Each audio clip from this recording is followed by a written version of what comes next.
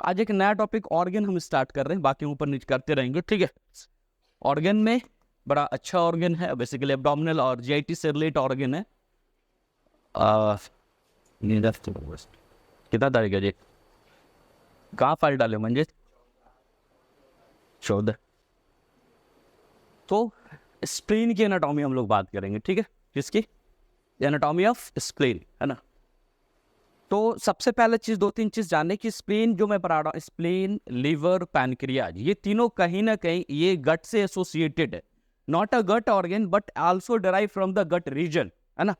जैसे हम लोग पढ़ते ना, जैसे अभी इंटेस्टाइन पढ़ रहे थे, आगे रेक्टम और एनएस बचा हुआ, उस चीज को भी रहने दे रहे, ठीक है। तो इसमें क्या है कि कुछ हम बात कर रहे थे कि जो पार्ट है स्प्लीन, पैनक्रियाज और liver, this also derive from the foregut region, but this is not a foregut organ, gut organ, sorry gut organ नहीं है।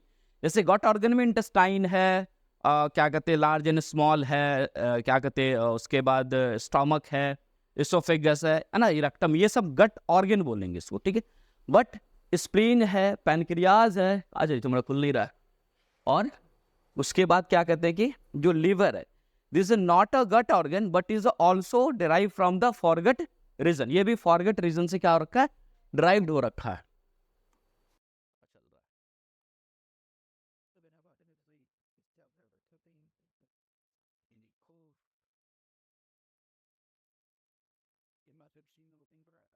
आज मेरे फोन में पूरा पूरा ओपन होता है, तो फिर यहाँ का हो रहा है।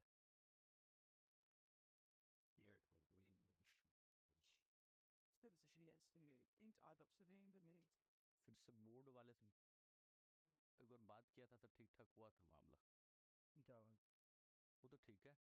नहीं नहीं नहीं नहीं, ये छोड़ रहा कैसे? ओ बस इसमें प्रॉब्लम से अच्छा लगा। Fire then I'm staying zero. Security conference. So कहीं बात।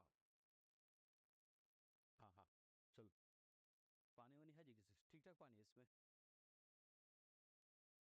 समय समय जो फिर भी यार किधर से खुलेगा जी? सा नहीं ना ऐसे पानी ला यार इस सद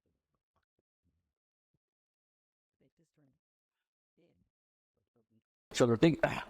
तो एब्डोमिनल ऑर्गन में स्प्लीन की हम लोग बात करें। सबसे पहले अगर हम लोग बात करें, सिंपल पूछे व्हाट इज स्प्लीन, तो स्प्लीन के लिए एक चीज और भी याद रखो, एक वर्ड आता है, टर्म आता है लीनो, है ना। जैसे लीनो, रीनल, लिगामेंट, है ना।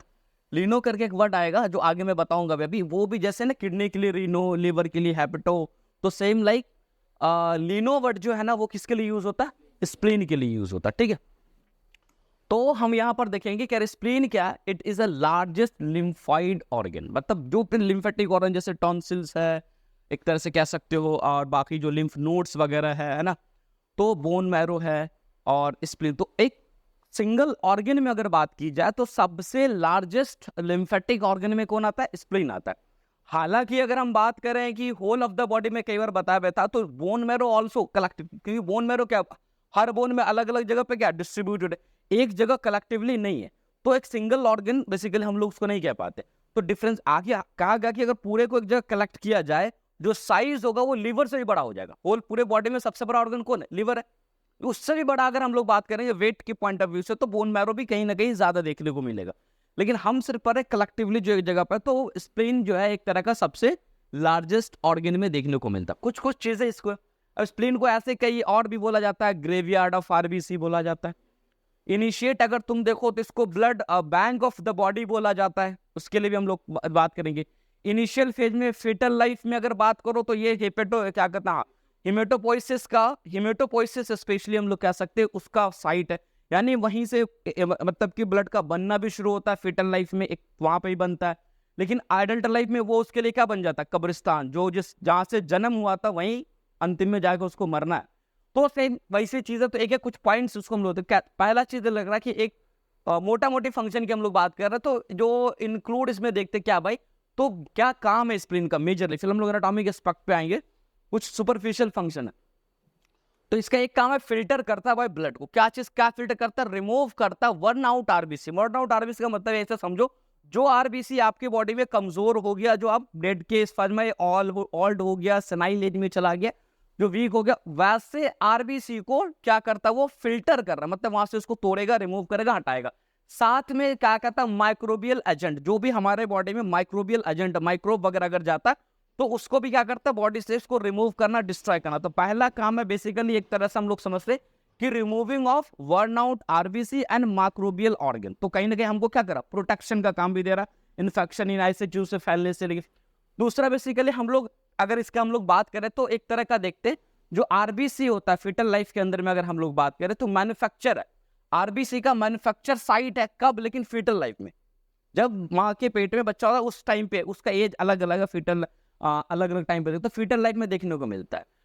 And lymphocyte after birth, birth के बाद भी थोड़ा बहुत यहाँ पर लिम्फोसाइट का फॉर्मेशन देखने को, क्योंकि लिम्फोसाइट बोन मैरो के अलावा भी कुछ कुछ लिम्फेटिक जैसे थाइमस वगैरह भी तो वहां पर देखा गया। तो आफ्टर बर्थ सिर्फ पूरे ब्लड में सिर्फ और सिर्फ किसको देखा गया, तो लिम्फोसाइट का फॉर्मेशन वहां पे कुछ देखा जाता है। बट इंट्रायूटरन लाइफ में अगर बात करें तो होल ऑफ द हेमेटोपोइसिस का प्रोसेस वहां पर चल रहा होता है, ठीक है।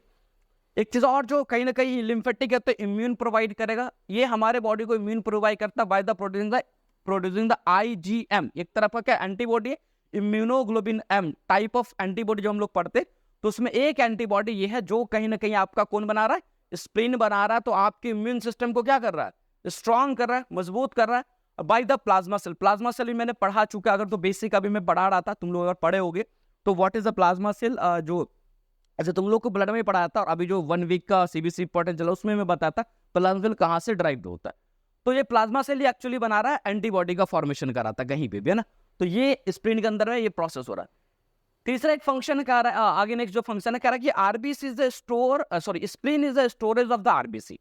स्पेशली कई जगह कुछ जो बुक है वो कहते हैं कि ब्लड बैंक है, तो ब्लड बैंक का सेंस जो यहाँ पर है, तो ब्लड बैंक में क्या होगा, ब्लड जमा होता है, तो यहाँ पर सिर्फ हम लोग जो जमा हो रहा है वो आरबीसी ज्यादातर स्टोर होता है, मोस्टली प्लेटलेट भी कुछ देखा गया, बट मोस्टली जो हम लोग बात करें आरबीसी, क्योंकि आरबीसी के बारे में हम लोग बात करेंगे कि आरबीसी आपके स्प्लीन में स्टोर होता है।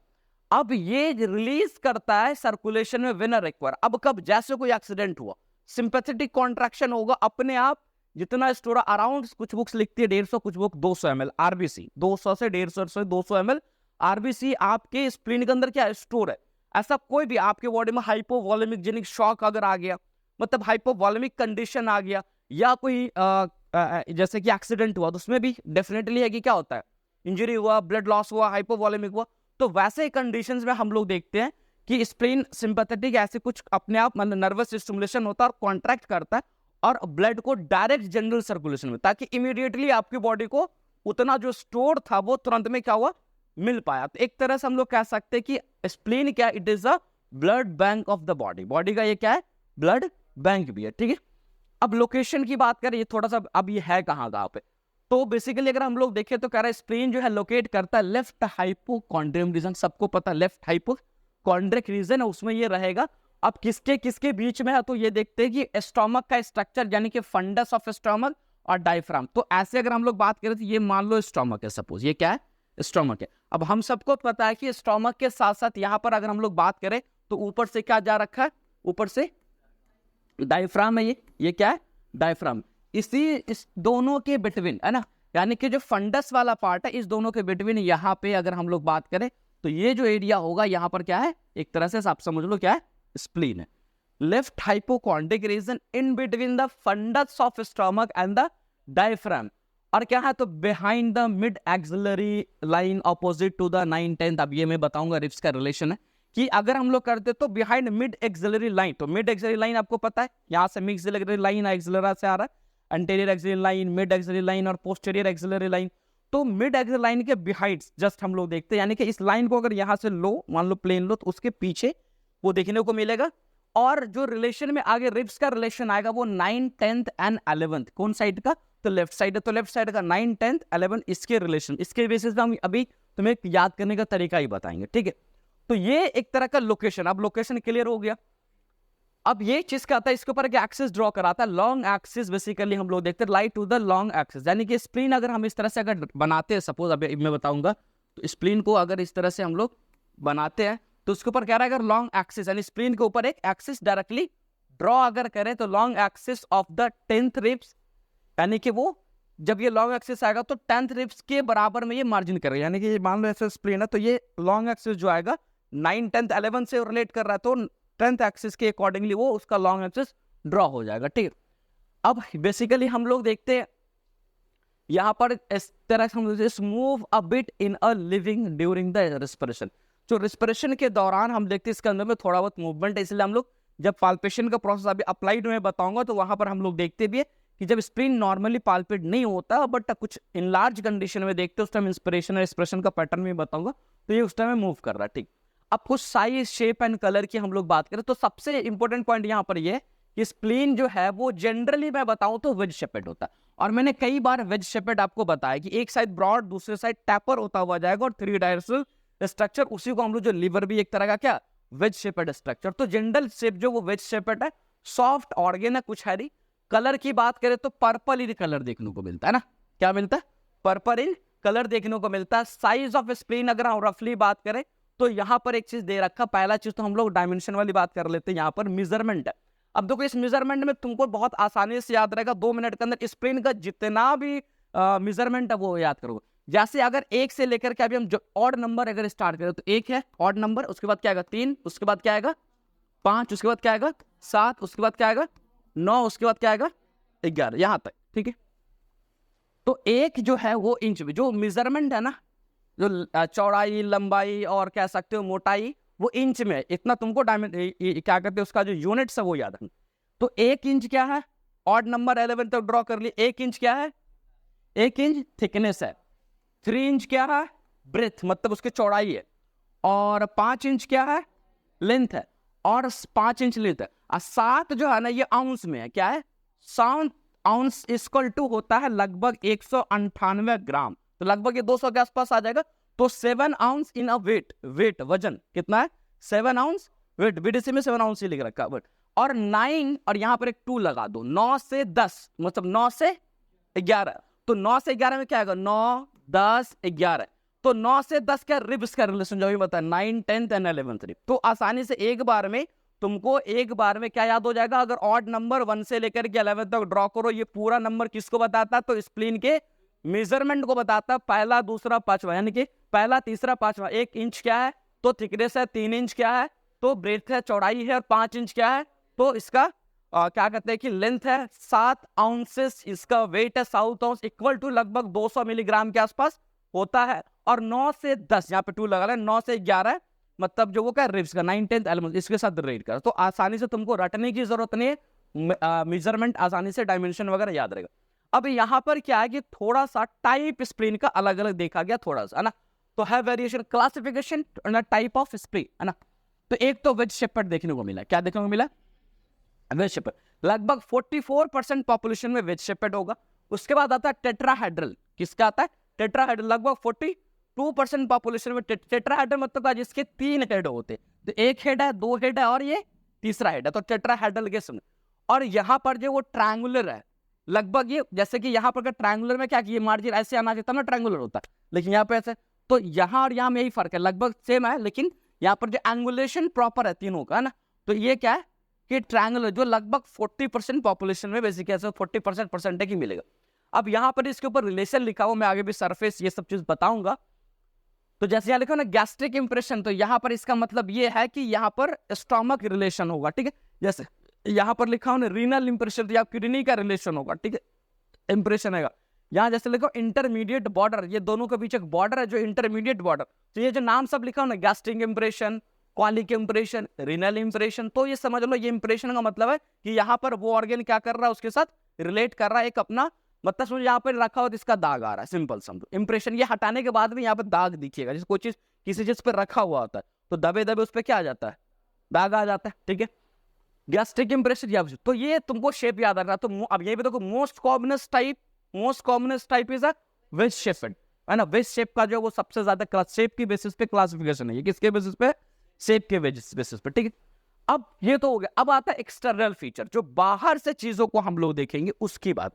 देखो स्प्लीन को बहुत आसानी से तुम पढ़ सकते हो सिर्फ 3 फिंगर की हेल्प से, कितने 3 फिंगर की हेल्प से तुम आसानी से पढ़ सकते हो। ये 3 फिंगर का जो प्रोसीजर, जिसमें तुमको बॉर्डर, सरफेस, है ना, एंगल्स, इंडिया एंगल कह लो, जो भी कह लो, वो सब कुछ एक 3 फिंगर पे पैटर्न पे तुमको समझ में आ जाएगा। ये जब हम खुद अपने स्टूडेंट लाइफ में थे तो हमको स्प्लिन याद नहीं होता था, तो उस टाइम पे हम अपने खुद से इसको कैसे याद हो, तो बहुत आसान सा तरीका तुम्हें याद होगा। मैं पहले पढ़ाता हूँ, फिर वो 2 मिनट में तुम्हें बता दूंगा कि 3 फिंगर पे पूरे स्प्लिन के पूरे एक्सटर्नल फीचर, लगभग एक्सटर्नल फीचर को तुम डिस्क्राइब कर दोगे 3 फिंगर पे। पहला चीज तो कह रहा कि एक्सटर्नल फीचर का मतलब क्या होता है, जो बाहर की तरफ से अब क्या क्या दिखेगा, अंदर की बात नहीं कर रहे, कहां बात कर रहे, बाहर की तरफ से क्या क्या दिखेगा। तो पहला चीज दिख रहा है, 2 एंड होगा, एंटीरियर पोस्टीरियर, 3 बॉर्डर होगा, सुपेरियर, इंफीरियर एंड इंटरमीडिएट, और 2 सरफेसेस होगा जो हम लोग देखेंगे डायफ्राग्मेटिक और विसरल जनरली हम लोग। अब ऐसे कैसे याद रखो, जैसे ये मान लो राइट हैंड लिया हमने, ये 3 फिंगर है, ठीक है। अब स्प्लिन तो इधर, अब ये राइट हैंड तो मेरा इधर चला जाएगा, लेकिन एग्जैक्ट मान लो तो स्प्लिन क्या ऐसे है, ऐसे। तो एक ये इंड होगा, और मान लो ये टर्मिनेशन, इसके बाद कुछ नहीं, जो तुम्हें यहां से यहां दिख रहा ना, यही इसी पार्ट पे सारा खेल होगा, किस पे, इसी पार्ट पे सारा खेल होगा। तो एक इंड ये और एक इंड ये हो गया। तो अगर हम इस पे ऐसे रख रखे तो एक क्या एंटीरियर, एक क्या पोस्टीरियर, तो स्प्लिन हमारा ऐसे नहीं होता। अगर इस हाथ से भी अगर हम करके देखें तो लेफ्ट हैंड से ज्यादा समझ में आएगा। तो स्प्लिन ऐसे होता है। तो एंटीरियर का मतलब अगर बॉडी में स्प्लिन जो है वो ऐसे है, तो एक बाहर की तरफ और एक पीछे चलो तो क्या अंदर की तरफ। तो this is the anterior and, this is posterior, anterior and posterior and. पहला चीज आ जाओ, 3 बॉर्डर है। 3 बॉर्डर में कह रहा है कि क्या है, एक आपका बॉर्डर क्या है, सुपेरियर, इंफीरियर, इंटरमीडिएट। ऊपर वाला फिंगर को ऐसे रखे हुए, तो ऊपर वाला फिंगर सुपेरियर बॉर्डर, नीचे वाला फिंगर इंफीरियर बॉर्डर, मिड वाला दोनों के बीच में तो क्या होगा, इंटरमीडिएट्स। अब आ जाओ, टू सरफेस, डायफ्रैग्मेटिक सरफेस और विसरल सरफेस। अब ऐसे रखो, मान लो सपोज ऐसे समझने के लिए, तो ऊपर वाला पूरा सरफेस क्या होगा, डायफ्रैग्मेटिक, जो डायफ्राम से प्लेस करो पूरा का पूरा, और नीचे वाला सरफेस नीचे आ जाएगा क्या, विसरल सरफेस, जो देखेंगे विसरा में अलग अलग रिलेशन। तो ये 3 फिंगर की हेल्प से तुमको बॉर्डर, सरफेस और एंड का clear, anterior and, posterior and, इस तरह से एंगुलेशन कर लिए। Superior border, inferior border, intermediate border, diaphragmatic surface पूरा का पूरा, और नीचे inferior surface. With in a minute तुमको विसरल सरफेस, है ना। तो विद इन अ मिनट तुमको कहानी खत्म सरफेस और बॉर्डर का, ठीक है। अब यहाँ पर उसको थोड़ा सा ओरिएंटेट करके समझने की कोशिश करते, जैसे यहाँ पर तुम्हें दिख भी रहा होगा। अब इसमें थोड़ा समझने की कोशिश करो कि यहाँ पे एक स्प्लिन है, वही कि स्लाइस कट है, क्या एक कट लिया गया, स्लाइस कट लिया गया, जिससे तुम एक साइड पूरा का पूरा क्या डायफ्रैग्मेटिक सरफेस, एक साइड पूरा का पूरा विसरल सरफेस, ठीक है। अब देखो विसरल सरफेस पे हाइलम वगैरह, तो विसरल सरफेस जैसे हम नीचे के लिए, तो यहीं पर क्या होगा, ओपनिंग हाइलम होगा, जो स्प्लेनिक आर्टरी, स्प्लेनिक वेन, ये सब चीजें आएगा जाएगा, है ना। हाइलम मतलब तो ये चीज देखो, ऊपर वाला बॉर्डर क्या था, सुपेरियर बॉर्डर, नीचे वाला क्या, इंफीरियर बॉर्डर, इन दोनों के बीच में क्या होगा, इंटरमीडिएट बॉर्डर। ये 3 बॉर्डर ऐसे भी दिख रहा है स्प्लिन के अंदर, तुम देख सकते हो, ठीक है। सरफेस अब अपर एंड एंड एंटीरियर एंड और पोस्टीरियर एंड हो जाएगा। तो ये ऑलरेडी ये स्लाइस कट करके उसमें समझाने की कोशिश किया, यहाँ पर पूरा स्प्लिन का नॉर्मल बना हुआ। तो अब ये देख सकते हो, अब समझने के लिए आसानी से, जैसे ये पोस्टीरियर एंड है, ये क्या एंटीरियर एंड है, देख के भी लग रहा है, तो कह सकते हैं anterior and is a broader then the posterior and. Posterior and का टैप पर करके स्ट्रक्चर, एंटीरियर क्या ब्रॉड है। अब यहाँ पर क्या, सुपेरियर बॉर्डर पे कुछ नॉचेस देखने को मिलेगा, और ये याद रखो, ये नॉचेस अभी एंटीरियर, ये नॉचेस आगे चल के मैं अभी क्लिनिकल बताऊंगा। जब स्प्लीन अपने साइज से बढ़ जाता है, जब हम पाल्पेट करते हैं तो कंफ्यूजन होता है, ये स्प्लीन टच हो रहा है या किडनी टच हो रहा है। तो वहां पर ये नॉच ही कहीं ना कहीं डिफरेंट पॉइंट बनाता है कि नहीं ये स्प्लीन है या फिर किडनी है, क्योंकि किडनी में नॉच नहीं मिलेगा और स्प्लीन में नॉच मिले कब, जब बढ़ा हुआ होगा। नॉर्मल स्प्लीन पाल्पेटेबल नहीं होता, याद रखो। अभी किसी को हम चाहेंगे तो आपके देखना नहीं पता चलेगा, वो अंदर है बहुत, है ना। जब वो बढ़ेगा अपने साइज से तो बाहर आता है, बढ़ने का उसका डायरेक्शन में बताऊं कैसे बढ़ता है। तो ये चीज समझ, नॉच का इंपोर्टेंस क्या होगा आगे चल के, क्लिनिकल इंपोर्टेंस क्या होगा कि जब हम कभी वो स्प्लिनोमेगाली पेशेंट होगा तो उस पर हम पाल्पेट करेंगे, तो नॉच जो होगा वो डिफरेंशिएटिंग पॉइंट बनेगा किसके लिए, लेफ्ट किडनी बढ़ा हुआ या स्प्लीन बढ़ा हुआ, इन दोनों के लिए, ठीक है।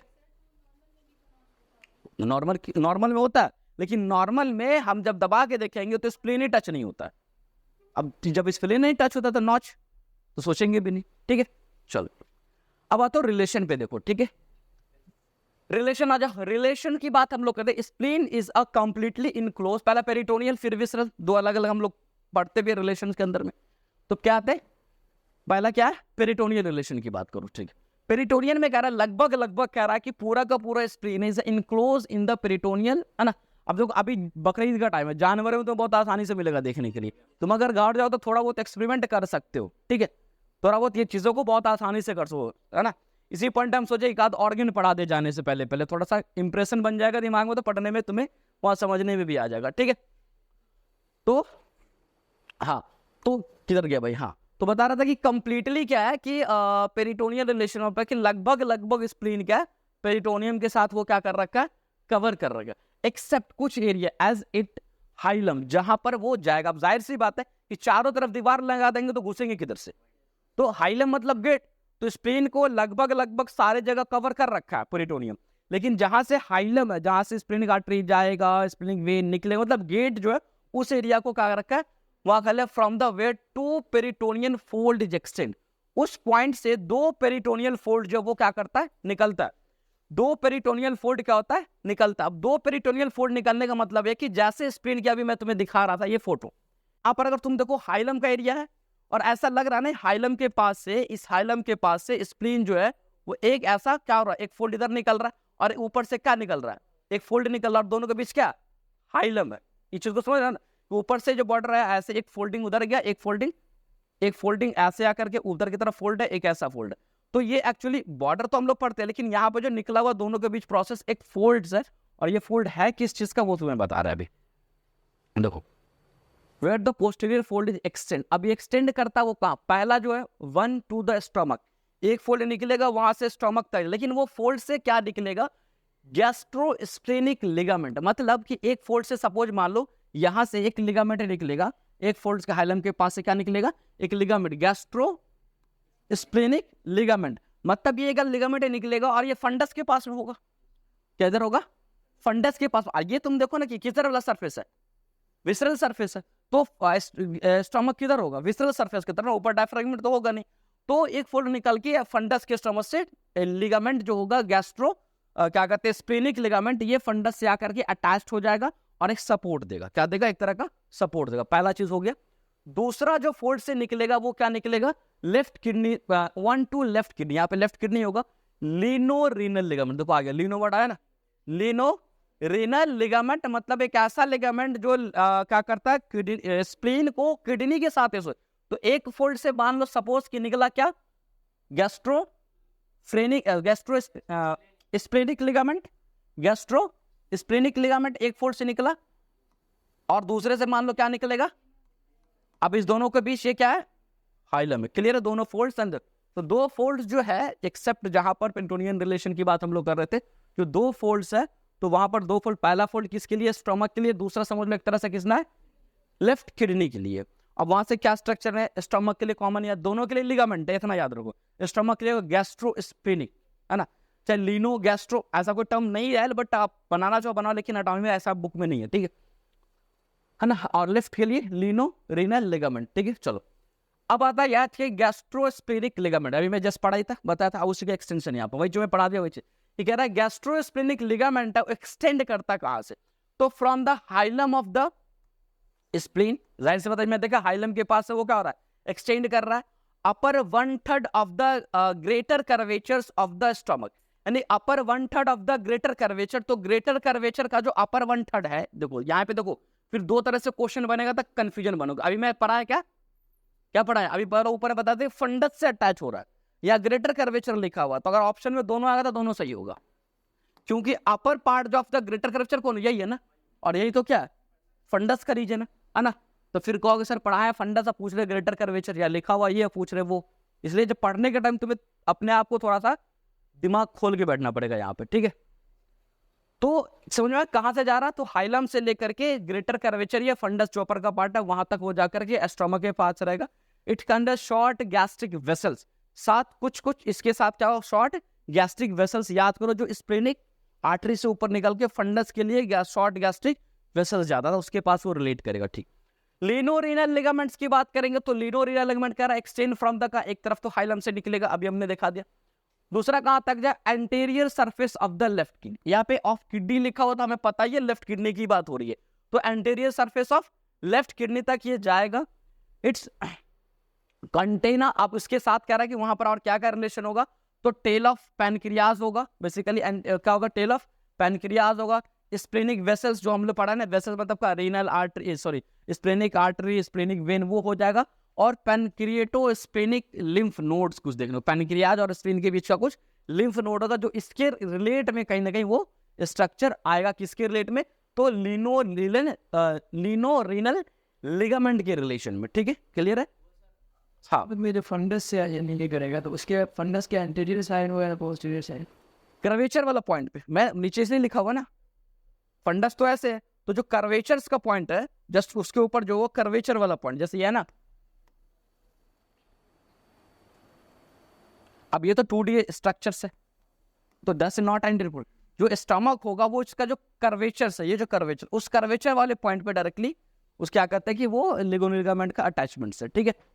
चल, तो यहाँ पे दिख भी रहा थोड़ा बहुत, देखो ना यहाँ पर जैसे रिलेशन से कुछ गैस्ट्रोस्प्लेनिक लिगामेंट है ना, देखो दिखा रहे गैस्ट्रोस्प्लेनिक लिगामेंट, तो गैस्ट्रोस्प्लेनिक लिगामेंट यहाँ से निकला, तो इसके साथ साथ कुछ स्ट्रक्चर भी एसेसरी लिम्फ, यहाँ पे स्टमक का स्ट्रक्चर आकर के यहाँ टच हो रहा है, ठीक है। शॉर्ट गैस्ट्रिक आर्टरी जो मैं बोला उसके साथ कंटेन करेगा, शॉर्ट गैस्ट्रिक आर्टरी देखने को मिला। अबे राजा लीनो रीनल लिगामेंट, यहाँ क्या आ रहा है, कुछ स्पेनिक आर्टरी यानी वेसल्स भी आएगा, तो वेसल्स भी होगा, आर्टरी है तो वेन भी होगा, भले यहाँ नहीं दिया, ठीक है।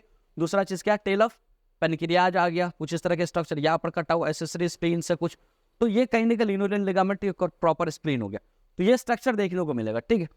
उसके अलावा यहाँ पर एक स्प्लीन है जो ऑलरेडी 9, 10, 11 रिब को रिलेट करके तुमको बताया जा रहा है, जो ऑलरेडी मैं आगे में बता चुका है ना, तो ये जहाँ पर जस्ट हाइलम यहाँ पर होगा, ठीक। अब ये चीज तो होगा, तुम्हारा रिलेशन की बात हो गई है ना। अब आते थोड़ा सा विसरल रिलेशन पे। विसरल रिलेशन पे क्या होगा, रिलेशन की अगर हम लोग बात करें तो फंडस ऑफ स्टमक, एक तो बार बार हम लोग देख रहे वो होगा, ये सब क्या होगा, विसरल सरफेस की बात, एक तरफ तो डायफ्राम, डायफ्रामेटिक सरफेस पे कंप्लीट क्या है, डायफ्राम है। Anterior surface of the left kidney भी रिलेशन में आ रहा, तो इसका कौन सा आएगा, एंटीरियर सरफेस, यानी किडनी जस्ट, तो एंटीरियर सरफेस जो होगा ये इस एंटीरियर सरफेस का देखने को मिलेगा।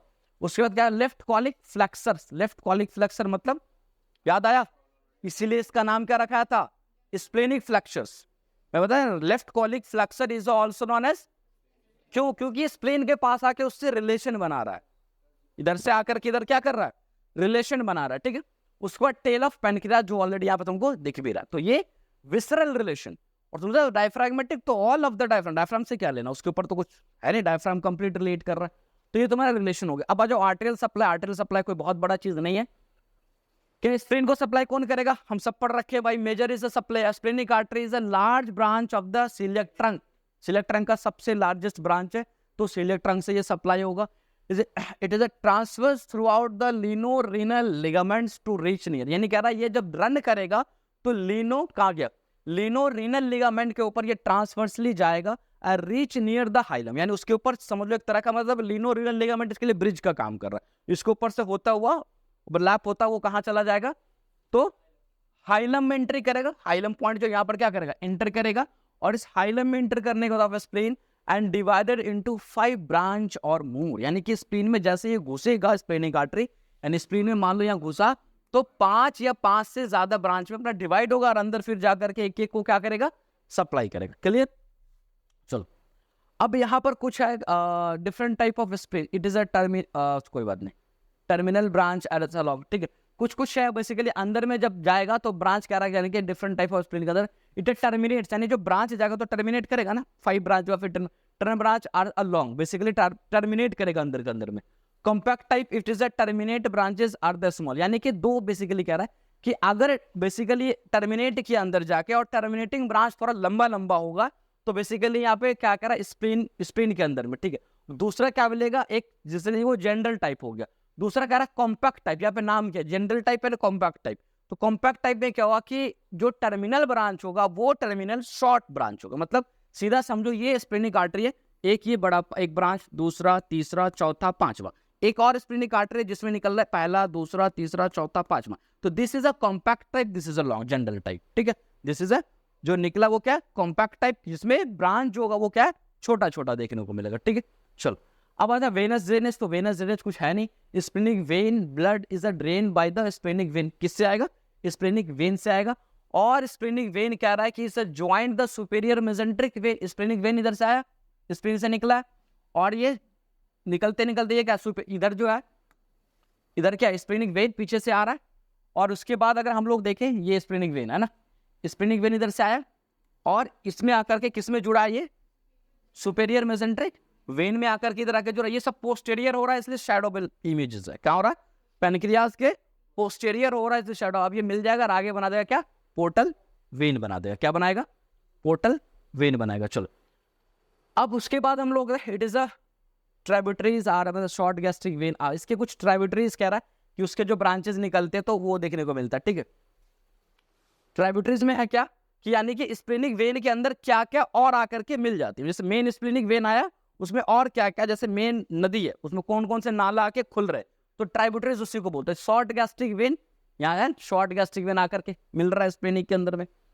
Left gastroepiploic when, left gastroepiploic when आकर के मिल रहा है, ठीक है। पैनक्रेटिक वेन तो कुछ इंफीरियर मेसेंट्रिक वेन याद है, पैनक्रेटिक यानी पैनक्रियास से तुम देख ही रहो यहाँ पर ना, पीछे से आकर के क्या हो रहा है उसके अंदर में ओपन हो रहा है। इंफीरियर मेसेंट्रिक वेन क्या इंफीरियर, तो कहने का मतलब स्प्लेनिक वेन। अब क्वेश्चन आएगा which one of the following flowing artery या vein is not from the tributaries of the splenic vein. अब इसमें से कौन नहीं है, तो ऑप्शन इसमें से जो सब रहेगा नाम एक नहीं हो सकता, या इसमें से कौन है वो भी नाम आ सकता है, ठीक है। तो यानी कि ट्राइब्यूटरीज का मतलब क्या होगा ये समझ गया ना, ये सब के सब जो वेन है वो कहाँ आके खुलेगा, यानी छोटे छोटे वेन है जो मेन बड़े स्प्लेनिक वेन में आकर के अपने ड्रेन को डालेगा इसके अंदर में ना। कई बार हम पढ़ाई भी गए कि इसके अंदर भी क्या ड्रेन करेगा और फिर वो आगे चला जाएगा, ठीक है। लिम्फेटिक ड्रेनेज है, नो लिम्फेटिक्स, बड़ा इंपॉर्टेंट पॉइंट है, that is a lymphatic drainage, यानी इतना बड़ा लिम्फेटिक खुदा और इसको ड्रेनेज किया तो लिम्फ याद रखोगे, स्प्लीन के अंदर में क्या नहीं है, लिम्फेटिक ड्रेनेज सिस्टम नहीं है, ठीक है। The spleen lymphs are contain to the its trabeculae capsules and visceral peritoneum. बस सीधा सा बात यहाँ से जो इसके अंदर में जो देखिए कॉन्फाइंड जो बना हुआ लिम्फ, द स्प्लीनिक लिम्फेटिक्स जो है पूरा, जो स्प्लीन के अंदर जो ऑनली पूरा का पूरा ऑर्गेन ही क्या था, ये लिम्फेटिक ऑर्गन था।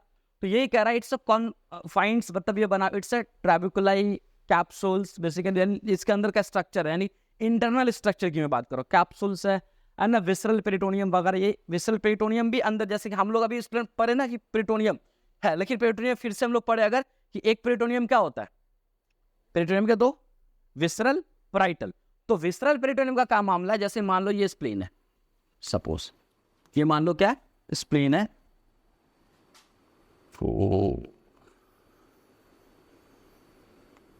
ये क्या स्प्लीन है, तो एक पेरिटोनियम क्या होगा को ऊपर से ऊपर कवर कर गया, और विसरल पेरिटोनियम के बारे में कह रहा है ये कहीं ना कहीं अंदर इनहेल करते हैं, विसरल मान लो अंदर तक ये फोल्ड करेगा, तो कहीं ना कहीं उसको अलग अलग कंपार्टमेंट में क्या करेगा, डिवाइड्स कर देगा, है ना। तो ये देखने को मिलता है।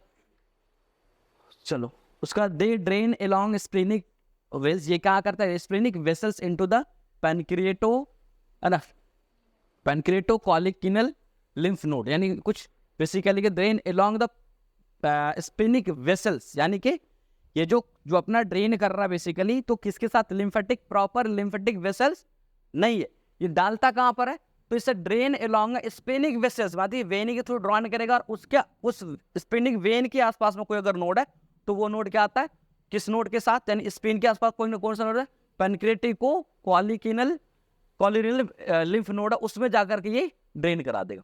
अब नर्व सप्लाई की बात करें तो नर्व सप्लाई में क्या, spleen is supply by sympathetic fiber drive from the celiac plexus, यानी एक तरह से सिंपल रखोगे सीलियक प्लेक्सस, ये सिंपैथेटिक ड्रेन यहाँ पर होता है, वो वही सिंपैथेटिक में बताया था कि जब कॉन्ट्रैक्ट करा देता है ड्यूरिंग एनी आरटीए या कोई एब्डोमिनल ट्रॉमा अगर आया तो उस कंडीशन में देखने को मिलता है कि वो कॉन्ट्रैक्ट कराएगा और क्या पूरे इस ब्लड को क्या करेगा, रिलीज करा देगा बाहर की तरफ।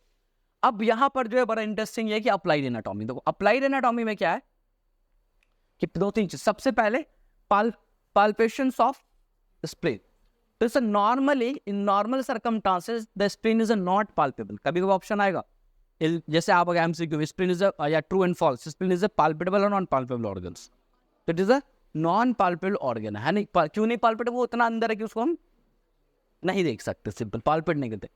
लेकिन अगर कह रहा है कौन भी बेसिकली हम can be mapped out by the percussions, माना कुछ परकशन के थ्रू मैप आउट करता है, बट उसमें नहीं, when it is enlarge, simple सा कि जब ये अपने साइज से इनलार्ज होगा, मोर देन डबल, इनलार्ज भी थोड़ा नहीं, अपने साइज से दुगुना बड़ा होगा, कह रहा है more than double it's size, it is become a palpable, यानी जब पाल्पेबल आपको स्प्लीन छू गया तो इतना आप समझ लीजिए कि अपने साइज से दुगुना भी बढ़ गया है। ऐसे स्प्लीनोमेगाली हम लोग स्टर्म लिखा है स्प्लीनोमेगाली होगा, हाँ स्प्लीनोमेगाली हम अल्ट्रासाउंड से पता करते हैं ना, अगर छोटा बहुत बड़ा होगा तो अल्ट्रासाउंड में पता चल जाएगा, लेकिन पाल्पेट होकर के अगर स्प्लीन टच होगा तो तुम समझ लो अपने साइज से नहीं ज्यादा बढ़ गया, अभी 10 टाइम्स तक बढ़ता है स्प्लीन अपने साइज से, 10 टाइम्स, कितना टाइम्स, अपने साइज का 10 गुना तक बढ़ेगा, मैसिव स्प्लीनोमेगाली जिसको हम लोग बोलते हैं। ठीक है। तो ये चीज होगा साइज से अपने time become palpate and lift coastal margin during the deep inspiration. देखो है ना, कब होगा? एक आदमी आओ, इधर लेटो, इधर लेटो, इधर एक आदमी लेटो, नहीं आएगा जी। हाउ टू एक्सप्लेन पाल्पेट बता देते, इधर आ जाओ। वो भी हो, किसी का पाल्पेट तो होगा नहीं, बस बेसिकली मेथड बता। इधर से आगे लेटो जी।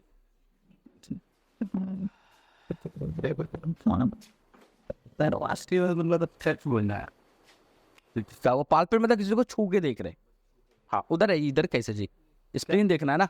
तो मेरे एग्जामिनेशन में हमेशा याद रखो, most of the time examination कैसे, ठीक है, लेफ्ट में, अदर लेफ्ट साइड से, हाथ से नहीं पाल्पेट पे। कभी भी बता दे रहे, पेशेंट को अगर एग्जामिन करना है तो जब पेशेंट को लेटाओ तो उसका जो दायां साइड है वो तुम्हारे साइड होना चाहिए। या हमेशा कैसे सोगे तब? ऐसे सो जा, जूता निकल। मोस्टली एब्डोमिनल एग्जामिनेशन में पेशेंट हमेशा आपके इस साइड, तो क्या है, किडनी देखना है, मान लो ये राइट साइड वाला पाल्पेट करके, मान लो इस फोसा में देखना है, लीवर इनलार्ज है वो देखना है, स्प्लीन तुमको इसी साइड से पता है, तो मोस्टली यही होता है। हम यहीं से एग्जाम, जरूरत पड़ेगा तब उधर, लेकिन फर्स्टली पेशेंट को इस पोजीशन में ही आपको रखना, अपने साइड, है ना। पैर मोड़ लो। देखो कभी भी स्प्लीन को करने के लिए, आम करने के लिए क्या करते हैं कि ये जो पोर्शन होता है, ये जो इसका जो पोर्शन है उसके एंगुलेशन में जाएंगे। किधर जाएंगे? ये जो राइट इलियक फोसा, इससे इस एंगल में जाएंगे, क्योंकि स्प्लीन जब बढ़ने लगता है इधर से, वो इसी एंगल में बढ़ता है, इसी एंगल में नीचे आएगा। तो हम स्प्लीन को यहाँ से पाल्पेट करते जाएंगे। कहाँ से? यहाँ से आराम से इसे पाल्पेट करेंगे, एक फिंग, फिर आगे, फिर आगे। कभी ऐसा नहीं स्प्लीन यहाँ आया तो हम यही पाल्पेट करना शुरू करेंगे, नेवर। हमें स्प्लीन को इस मार्जिन से, मान लो राइट इलियक फोसा से स्टार्ट करेंगे, राइट इलियक फोसा से पाल्पेट करेंगे इधर, सॉफ्ट रखो जी, खा पी के खूब आएगा। फिर इस तरह से जाएंगे। अगर होगा तो जो अभी एंटीरियर एंड दिखा रहे थे ना, वो तुम्हारे फिंगर में टच होने लगेगा। ये मार्जिन समझ रहे हैं, ये मार्जिन, तो इस मार्जिन के आगे तो आप जा ही नहीं सकते, और इस मार्जिन के अंदर है स्प्लीन, तो normally it is a not palpable. जब ये अपने साइज से जब दुगुना हो जाएगा तब जाकर के, जब ऐसे ऐसे करते हुए, इस तरह से करते हुए, इस तरह से करते हुए, इस तरह से ऊपर की तरफ जाएंगे, और ये हम लोग समझो ये नाभि है ना, इसको कोनल और नाभि से ऐसे प्रॉपर इस तरह से जाते हुए जाओगे, देन जा करके तुमको इस मार्जिन पे पहुंचोगे तो स्प्लीन पाल्पेबल। पेट लेटा करके खड़े खड़े में बस बता रहा हूँ यहाँ पे, ठीक है, तो तब जाके स्प्लीन क्या होगा? पाल्पेबल होगा। ठीक है, चलो उठ जाओ। अगर साइड बड़ा होगा तो फिर भी तो रिप्स आएगा, तो रिप से बाहर निकल जाएगा ना, वो अपने एंगल इसी तरह को बढ़ेगा, ठीक है। तो स्प्लीन का पाल्पेशन तभी हो पाएगा, ठीक है, पहला चीज। अब एक टर्म है यहाँ पर स्प्लीनोमेगाली। स्प्लीनोमेगाली का मतलब क्या हो गया कि स्प्लीन अपने साइज से क्या हो चुका है? बड़ा हो चुका है। अपने साइज से क्या हो चुका है? बड़ा हो चुका है। The enlargement of the spleen, splenomegaly, है ना, occur in the number of disease. बहुत सारे बीमारी है जिसमें होता है, कुछ कुछ के नाम यहाँ पर दे दिया गया। वे increase in the much as a basically दो 10 फोल्ड्स मैसिव स्प्लीनोमेगाली। कहीं अगर अल्ट्रासाउंड का रिपोर्ट तुम्हें मिला, लिखा हो कि मैसिव स्प्लीनोमेगाली, मतलब है कि अपने साइज से 10 गुना बढ़ चुका है। क्या हो चुका है? 10 गुना। It is a common cause, और ये ऐसी बीमारी है जिसमें 10 टाइम्स तक बढ़ सकता है। मैसिव स्प्लीनोमेगाली मिल सकता है कौन कौन बीमारी में? Common causes of massive splenomegaly देखने को मिलेगा, मलेरिया में, सिरोसिस ऑफ लिवर यानी लिवर सिरोसिस में, क्रॉनिक माइलॉइड ल्यूकेमिया यानी कैंसर में पढ़ा चुका हूं, क्रॉनिक माइलॉइड ल्यूकेमिया, ठीक है, नहीं पढ़े तो यूट्यूब पे पढ़ लेना जाके, और कालाजार में। ये ऐसे कंडीशंस है जहां पर स्प्लीनोमेगाली अपने साइज से मैसिव मिलेगा, यानी 10 टाइम्स बड़ा हुआ मिल सकता है ना। अब ये कह रहे वही चीज आगे मैं बता रखा हूँ, ये कि जब मैसिव स्प्लीनोमेगाली होता है, वेरी लार्ज होता है, is spleen project downward and medial toward the right iliac fossa, नीचे की तरफ जाएगा और राइट इलियक फोसा की तरफ जाएगा। किधर जाएगा? जब ये बढ़ेगा तो नीचे की तरफ जाएगा और राइट इलियक फोसा की तरफ जाएगा, इससे बढ़ता हुआ चलाएगा direction of the axis of the 10th rib. जो 10th रिब के एक्सिस बनाए थे हम लोग, उसी एक्सिस के अकॉर्डिंगली वो बढ़ता हुआ नीचे चला जाएगा। Then enlarge spleen may be differentiate from the enlarge kidney. ये देखो मैं बताया था कि अगर कोई इनलार्ज किडनी है, स्पेशली अगर हम लोग मान करके कर रहे हैं, और मान लो कि बहुत बड़ा होगा तो राइट किडनी तक भी आ सकता, इधर तो तरफ मैसिव 10 टाइम बढ़ेगा, तो यहाँ से यहाँ तक भी बढ़ेगा। तो इस तरह से जब बढ़ेगा तो उस टाइम में हमें कंफ्यूजन कहाँ पे आती है कि जब हम डिफरेंशिएट कैसे कर पाएंगे कि जो मेरे को टच हो रहा है, क्या जी, जो मेरे को टच हो रहा है, वो टच जो हो रहा है वो डिफरेंशिएट कैसे करेंगे कि ये किडनी हो रहा है from the enlarge kidney by the presence of one or more notches on the superior border. अभी मैं नॉच दिखाया था आप लोग को, तो उस बॉर्डर पे जो नॉचेस होगा तो बढ़ेगा तो नॉच और ज्यादा बड़ा बनेगा, वो भी बढ़ रहा है ना, तो तुम्हें लगेगा कि ऊपर खाबर इस टाइप का नॉच है, तो तुम डिफरेंशिएट करते हो। जैसे नॉट क्या कहते हैं कि ये किडनी, इट बेसिकली ये है क्या? स्प्लीन है, ठीक है। उसके बाद अब more notch on this portion for detail is किताब पे लिखा हुआ और डिटेल पढ़ने के लिए आगे चले, ठीक है। स्प्लेनेक्टॉमी यानी कि स्प्लेनेक्टॉमी एक ऐसा कंडीशन जिससे स्प्लीन को सर्जिकली कट करके बाहर निकाल देते हैं। सिंपल सा फंडा, क्या करते? Surgically removal of the spleen. Sometimes बहुत सारे एक ऐसे कंडीशन जिसमें स्प्लीन कट करके निकालना पड़ता। और सबसे बड़ी बात है कि एब्डोमिनल ट्रॉमा में खासकर सबसे कॉमन चांस है स्प्लीन पहले रप्चर करने का। मोस्ट कॉमनेस्ट ऑर्गन में आ जाता है स्प्लीन एंड लिवर, खासकर देखा आरटीए वगैरह में, तो ये पहले रप्चर होने का ज्यादा है, क्योंकि एक तो ट्रॉमा लगा, उस पर स्प्लेनिक कॉन्ट्रैक्शन होगा, ब्लड अगर लॉस हुआ तो मे भी ऐसा कहा जाता है कि जो मोस्ट कॉमन सबसे बड़ा ऑर्गन जो रप्चर्स होने के ज्यादा चांसेस देखने को मिलते हैं। तो कह रहा surgical removal of the some time perform when the spleen is ruptures और inadvertently nicked at the operation. Basically हम लोग देखते हैं या तो बेसिकली रप्चर्स होगा inadvertently nicked on the operation, यानी कि करके उसको खत्म करते, यानी कि रप्चर्स हो गया किसी कारण तो हम इन्वेट करेंगे और प्रॉपरली क्या करेंगे, स्प्लीन को कट करेंगे और प्रॉपर सिंगल वे में उसको हटा देंगे। इट इज ऑल्सो बेसिकली हम लोग perform the treatment certain blood disease. बहुत सारे ऐसी डिजीज है जिस टाइम पे हमें स्प्लीन बहुत रहते हैं, स्प्लीन खतरा करने लगता है, तो स्प्लीन को कट करके हटाते हैं ताकि बॉडी को वो सेफ्टी हुए। लेकिन बहुत सारे लोगों में जैसे ऑर्गन ट्रांसप्लांट करा दिया, उस समय नहीं सपोर्ट कर पाता, स्प्लीन भी कट करके हटाया जाता है, ठीक है। It is accessory spleen are located in the splenic pedicles and this should be removed. Sir इस सब उतना जरूरत की चीज नहीं, स्प्लीन इज नॉट इम्पोर्टेंट। हाँ, the removal of spleen does not impair the immune response other seriously. यानी कह रहा है कि जब आपको हटा देते हैं तो बहुत ज्यादा सीरियसली इम्यून इम्पेयर्ड इफेक्ट नहीं पड़ता, लेकिन हाँ स्प्लीन करने के बाद आपको एक तरह का इम्यूनो सप्रेसेंट बहुत सारी चीजें आपको साथ साथ मेडिकेशन पे रहना पड़ता, वो सब चीज होती। अब यहाँ पे बात करते चीज और है कि रप्चर्स ऑफ स्प्लीन, जैसा बताया गया कि ऑल्दो ज्यादातर जो रप्चर्स है स्प्लीन का प्रोटेक्टेड जो प्रोटेक्शन होता है वो 9, 10th, 11th में, ये तो हमें पता है। ये रिप्स को क्या कर रहा है, रिप्स जो है स्प्लीन को प्रोटेक्शन दे रहा है। और प्रोटेक्शन के साथ साथ अगर हम लोग बात करें, the splenic is the most frequent ruptures organ in the abdominal. बहुत कॉमन ऑर्गन है जो स्प्लीन आसानी से फ्रैक्चर होता है। तो स्प्लीन के रप्चर्स होने के बाद एक हम लोग चीज देखते हैं कि स्प्लीन के अंदर में कि बड़ा कॉमन सा एक चीज देखने को मिलता है, एक साइन है जिसको हम लोग बोलते हैं कर्व साइंस, है ना। क्या बोलते हैं इसको, कर्व साइन, है ना। ये है क्या भाई, तो जनरली हम लोग देखते हैं कि जब रेफर्ड पेन होगा, जब स्प्लीनिक रिगार्डिंग रैप्चर्स होगा, तो रेफर वो tip off shoulder, left shoulder पे होगा। ये रेफर्ड पेन, डायफ्रागमेटिक इरिटेशन होता है वेसल्स वगैरह, उसकी वजह से जो डायफ्राम से अटैच होता है, तो हम देखते हैं कि इसके शोल्डर पे देखने को मिलेगा क्या, पेन देखने को मिलेगा। तो अगर अब ये शोल्डर पेन कई और कंडीशन में भी देखने को मिलता है, बट अभी मैं यहाँ पर शोल्डर रेफर्ड पेन में कई और कंडीशन में देखने को मिलता है। तो अब ये प्रॉपरली अगर हमको चेक करना हो कि कर्व साइंस जो है वो पॉजिटिव है नेगेटिव, तो हम क्या करेंगे, पेशेंट को लिटा देंगे और स्प्लीनिक एरिया पे थोड़ा प्रेस करेंगे। इसके प्रेस करने की वजह से अगर पेन फील हो रहा है, दैट मींस इज अ क्या होगा कि कर्व साइंस इज अ पॉजिटिव, है ना। जो कर्व साइंस है it is a positive, that means it is a pain referred from the spleen. ये कहां से रेफर्ड हुआ, स्प्लीन से रेफर्ड होकर के ये पेन आया, ठीक है, क्लियर। तो तुम्हारा अप्लाइड एनाटॉमी भी खत्म हो गया, स्प्लीन की कहानी खत्म हो गई आज की क्लास में, ठीक है। कोई डाउट, कोई क्वेश्चन, कोई समस्या किसी को है तो वो आसानी से पूछ सकते हो। चलो बंद करो। Yes, sir. Actually, हाँ वो तो in dimensions the pen in the back, be the corazon move that steam, the respiration was fast. हाँ हाँ The respiration of the sun. इस चीज से मूव नहीं करेगा, डायफ्राम के साथ टच में। अब हम सांस लिए, डायफ्राम तरफ पुल करेगा, अब स्ट्रेट होता फोकस अप करेगा, तो डायफ्राम के टच में है और उसके साथ क्या है, अटैच लिगामेंट के साथ भी है। तो थोड़ा बहुत तो क्या करेगा, वो मूव कर रहा तो नीचे वाले को क्या करेगा, अप एंड डाउन कराएगा ना, थोड़ा सा मूवमेंट करेगा। यही चीज ड्यूरिंग कैसा है मतलब स्पीड का कैसा मैं बड़े दिस स्टमक बिल्ड में आता है सो द हाँ अंडरनीथ पर मीडियन मीडियल में मतलब मिड साइड डोम, देखो ये डोम शेप्ड स्ट्रक्चर है स्प्लीन का, ये सॉरी ये जो फंडस का स्ट्रक्चर है। तो फंडस ये क्या है, स्टमक का है फंडस जो हो गया ये चीज हो गया। अब स्टमक जो हम जो बेड पर है, तो बेड का मतलब कहता पोस्चर, ये तो मतलब स्टमक यहाँ होगा, मान लो स्टमक यहाँ होगा और यहाँ स्प्लीन होगा। स्टमक का डोम यहाँ स्प्लीन है, तो कहाँ आ गया, स्प्लीन पीछे ही है ना अभी भी। तो स्टमक गैस्ट्रिक रिलेशन में स्प्लीन कहाँ चला गया, पीछे आ गया, बेड में आ गया। और स्प्लीन के लिए ये कहाँ है, फंडस रिलेशन है, बात वही चीज है। कर्वेचर तुम कर्वेचर को, कर्वेचर सिंगल लाइन थोड़ी है, कर्वेचर एक सरफेस है।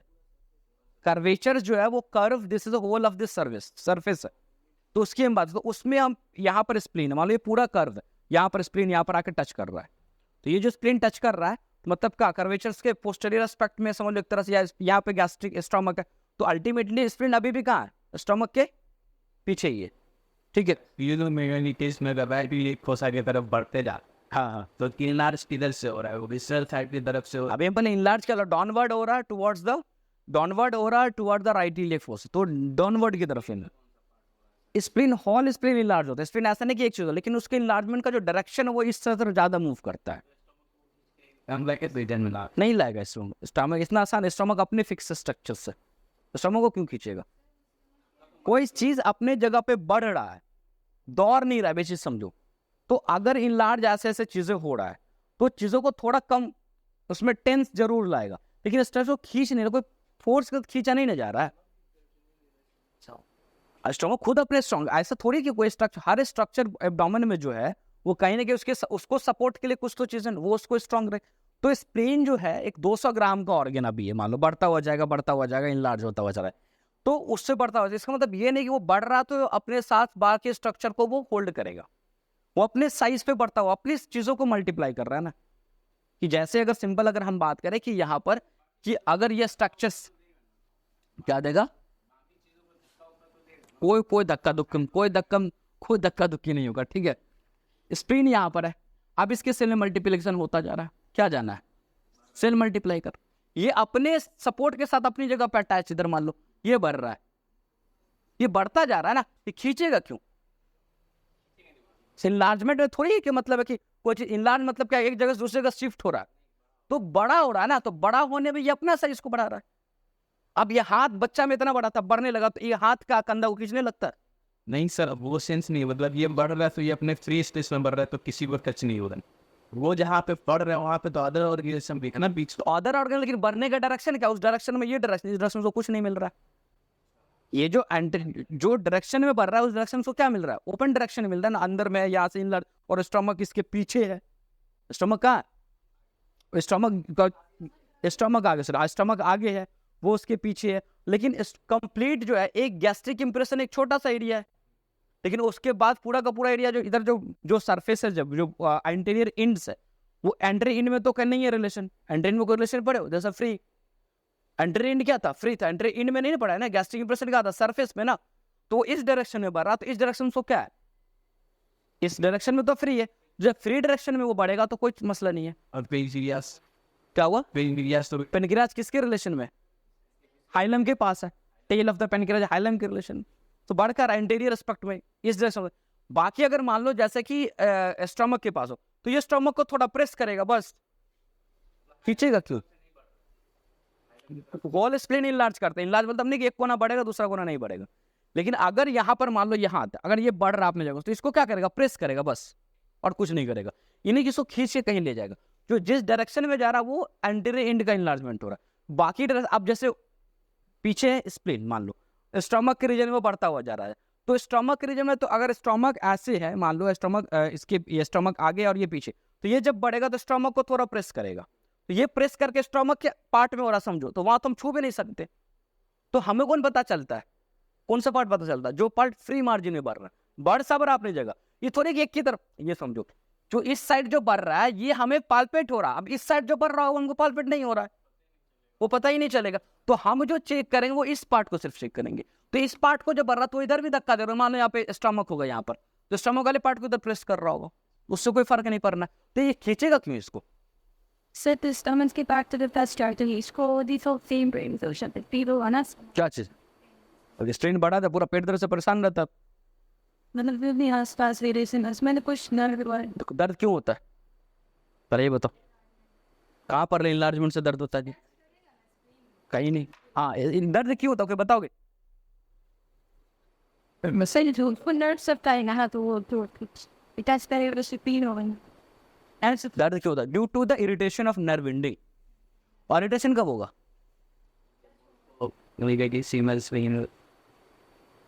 इरिटेशन नर्व एंडिंग पे कब होगा, जब कोई जनरली इन्फ्लामेटरी सब्सटेंस जा करके इरिटेट करता है, तो जब तक इन्फ्लामेशन नहीं है कहीं पेन नहीं है जनरली, एक वहां पे बता रहे इंटरनल बता रहे, या फिर नर्व एंडिंग पे कोई मैकेनिकल स्टिच, मान लो मैकेनिकल ट्रॉमा देखने को मिले, तो ये जो स्ट्रेच हो रहा है अभी, ये जो अभी मसल्स जैसे हम कह रहे खींच, अभी क्या बोले जस्ट अभी खींच नहीं रहा है, वो धीरे धीरे अपनी जगह पे क्या हो रहा है, धीरे धीरे बढ़ रहा है। और मैसिव इनलार्ज जब हो जाता है तो पेशेंट ऑब्वियसली पूरा एब्डोमिनल, होल एब्डोमिनल पेन के साथ वो परेशान। लेकिन सडनली अगर चीजें अगर बढ़ रहा है तो उसकी वजह से ये चीज नहीं होगा कि हाँ उसकी वजह से क्या होने लगा, पेन होना स्टार्ट होना। जब तक उतना इनलार्ज नहीं होगा, जब तक नर्व एंडिंग को इरिटेट नहीं करेगा, तब तक कोई भी पेन नहीं होगा। पेन ऑलवेज, चाहे वो केमिकल क्या कहते हैं एजेंट जाके इरिटेट करे, कोई मैकेनिकल, जैसे हम कोई जर्क पहुंचा रहे, चोट लगा तो मैकेनिकल इंजर्ड हुआ, वहां पे कहीं ना कहीं नर्व एंडिंग क्या हुआ, इरिटेट्स हुआ, फिर जाके वो क्या करा रहा है, पेन करा रहा है। तो पेन का कंप्लीट मैकेनिज्म ये है कि तभी होता है जब उसका क्या होता है,